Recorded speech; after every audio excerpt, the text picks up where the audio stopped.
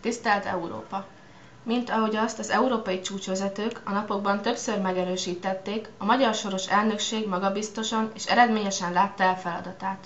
Elévülhetetlen érdemeket szerzett az európai gazdaság megerősítésében, az integráció mélyítésében, egy biztonságosabb Európa megteremtésében.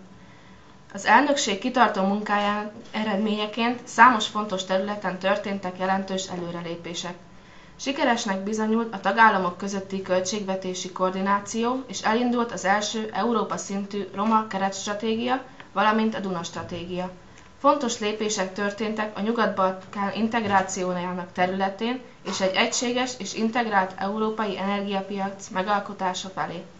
Horvátország csatlakozási tárgyalásai ma lezárulnak, Románia és Bulgária schengeni övezethez való csatlakozásának értékelése pedig befejeződött.